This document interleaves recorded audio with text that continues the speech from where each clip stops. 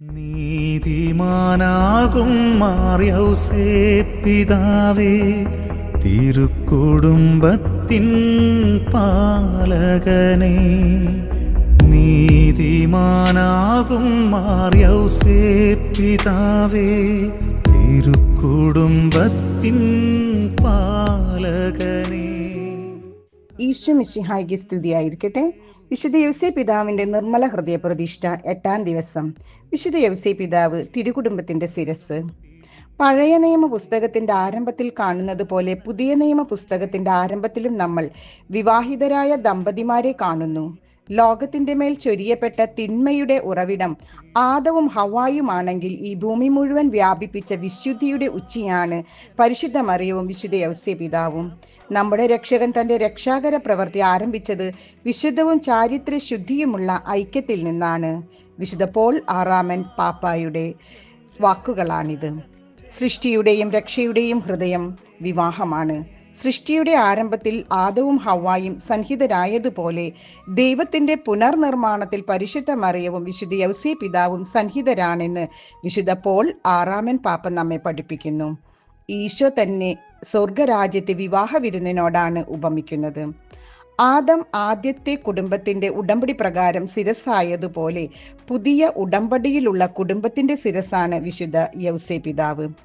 തിരുകുടുംബത്തിന്റെ ശിരസ് എന്ന നിലയിൽ വിശുദ്ധ യൗസേ പിതാവ് നമ്മുടെ ശിരസ്സായ ഈശോയുടെ ശിരസ്സാണ്. അവൻ നമ്മുടെ രക്ഷകന്റെ പിതാവും സാർവത്രിക സഭ മധ്യസ്ഥനും നമ്മുടെ ആത്മീയ താതനുമാണ്. ഈശോ കഴിഞ്ഞാൽ മാനുഷിക കുടുംബത്തിലെ പുതിയ ശിരസ് വിശുദ്ധ യൗസേ പിതാവായതിനാൽ അവൻ പുതിയ ആദമാണ്. മാതാപിതാക്കളെ ബഹുമാനിക്കുക എന്ന 4ാമത്തെ കൽപ്പന അനുസരിക്കാൻ നാം കടപ്പെട്ടവരാണ്. വിശുദ്ധ യൗസേ പിതാവിനെ ആദരിക്കാനും ബഹുമാനിക്കാനും നമ്മൾ പരാജിതരാകുമ്പോൾ അത് ദൈവത്തിനെതിരെ ചെയ്യുന്ന ഒരു തെറ്റാണ്. നമ്മുടെ ആത്മീയ വളർച്ച വിശുദ്ധ യൗസേ പിതാവിന്റെ പിതൃത്വത്തെ ആശ്രയിച്ചിരിക്കുന്നതിനാൽ ഇത് വളരെ പ്രധാനപ്പെട്ടതാണ്. വിശുദ്ധ യൗസേ പിതാവിന്റെ പിതൃത്വത്തിലൂടെയാണ് ഈശോ ജ്ഞാനത്തിലും അറിവിലും വളർന്നതെങ്കിലും സ്വർഗരാജ്യത്തിലെ വിരുന്നിൽ നമ്മൾ പ്രവേശിക്കാനായുള്ള ഉചിതമായ വസ്ത്രം നേടിയെടുക്കാനായി വിശുദ്ധ യൗസേ പിതാവിന്റെ പിതൃത്വം നമ്മളെ സഹായിക്കുന്നു. അങ്ങനെ സ്വർഗരാജ്യത്തിലെ വിരുന്നിൽ നമുക്ക് പ്രവേശിക്കാൻ സാധിക്കും. വിശുദ്ധ യൗസേ പിതാവ് നമ്മളെ അതിന് സഹായിക്കുന്നു. വിശുദ്ധ യൗസേ പിതാവ് നമ്മെ സ്നേഹിക്കുന്നുവെന്ന് അറിയുന്നതിനാൽ തിരിച്ച് നമ്മൾ അവനെ സ്നേഹിക്കുകയും ആദരിക്കുകയും ചെയ്യണം. ഏതൊരു അപ്പനും തൻ്റെ മക്കൾക്ക് ചെയ്യാവുന്ന ഏറ്റവും വലിയ കാര്യമെന്നത് തൻ്റെ മക്കളെ സ്വർഗത്തിലെത്തിക്കാൻ സഹായിക്കുക എന്നതാണ്. നമ്മുടെ ആദ്യ പിതാവായ ആദം തൻ്റെ മക്കൾക്ക് ലഭിക്കാവുന്ന ഈ സാധ്യത നശിപ്പിച്ചു. അവൻ്റെ അനുസരണക്കേട് മൂലം സൃഷ്ടപ്രപഞ്ചം മുഴുവൻ വീഴ്ചയിൽ നിബന്ധിക്കുകയും സ്വർഗത്തിൽ പ്രവേശിക്കുന്നതിൽ നിന്ന് അത് നമ്മെ തടയുകയും ചെയ്തു. എന്നാൽ മറുവശത്ത് വിശുദ്ധ യൗസേ പിതാവിന്റെ പിതൃത്വം നമ്മെ ഉയർത്തുകയും സ്വർഗത്തിൽ പ്രവേശിക്കാൻ സഹായിക്കുകയും ചെയ്യുന്നു.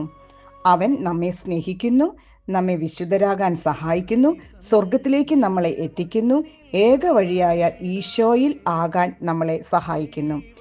വിശുദ്ധ യൗസേ പിതാവ് വിശുദ്ധരുടെ ആനന്ദമാണ്. അവരെല്ലാവരും അവനെ സ്നേഹിക്കുന്നു. അവനെ സ്നേഹിക്കാത്ത ഒരു വിശുദ്ധനെ കണ്ടെത്തുക അസാധ്യമാണ്. അവനോടുള്ള ഭക്തി സാവധാനമാണ് വളർന്നതെങ്കിലും അവനോടുള്ള ഇഷ്ടക്കേട് ആരും ഇതുവരെ പ്രകടിപ്പിച്ചിട്ടില്ല. ഈശോ മിശിഹായുടെ വളർത്തുപിതാവും പരിശുദ്ധ മറിയത്തിന്റെ ഭർത്താവുമായ വിശുദ്ധ യൗസേ പിതാവിനെ നിങ്ങൾ അവഗണിച്ചാൽ യഥാർത്ഥ ദൈവസ്നേഹവും പരസ്നേഹവും നിങ്ങളുടെ ഹൃദയത്തിൽ ഉണ്ടാവുകയില്ല, വിശുദ്ധരാകാൻ സാധിക്കുകയുമില്ല. സ്വർഗരാജ്യത്തിൽ പ്രവേശിക്കണമെങ്കിൽ അവന്റെ അചഞ്ചലമായ സ്നേഹത്തിൽ നിന്റെ ആത്മീയ പിതാവിനോടുള്ള സാമ്യം നിനക്കുണ്ടായിരിക്കണം. പുണ്യങ്ങളും വിശുദ്ധിയുമാകുന്ന യഥാർത്ഥ വസ്ത്രം നേടിയെടുക്കാൻ അവൻ നമ്മെ സഹായിക്കുന്നു. അങ്ങനെ സ്വർഗരാജ്യത്തിലെ വിരുന്നിൽ നമുക്ക് പ്രവേശിക്കാനും സാധിക്കുന്നു. അതിനായി നമുക്ക് നമ്മെ തന്നെ നിർമ്മല ഹൃദയത്തിലേക്ക് പ്രതിഷ്ഠിക്കാം. അനുദിന പ്രാർത്ഥനകൾ നമുക്ക് പ്രാർത്ഥിക്കാം. ദൈവം എല്ലാവരെയും സമൃദ്ധമായി അനുഗ്രഹിക്കട്ടെ. ആവേ മരിയ, ആവേ ജോസഫ്. ജീവിതയാത്രയിൽ കനിവോടെ എൻ കരം പിടിക്കണമേ. കഥനങ്ങളേറുമെൻ ജീവിതയാത്രയിൽ കനിവോടെ എൻ കരം പിടിക്കണമേ. അപ്പാ എന്റെ രക്ഷകന്റെ അപ്പാ, കരുതേണമേ, കാക്കേണമേ.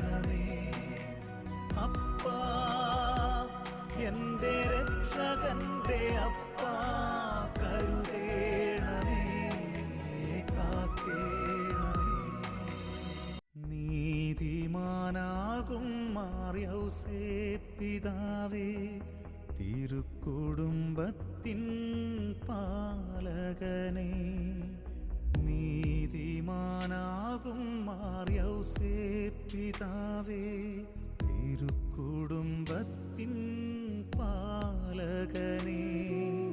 കഥനങ്ങളേറുമെൻ ജീവിതയാത്രയിൽ കനിവോടെ എൻ കരം പിടിക്കണമേ.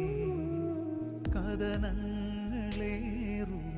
ജീവിതയാത്രയിൽ കനിവോടെ എൻ കരം പിടിക്കണമേ.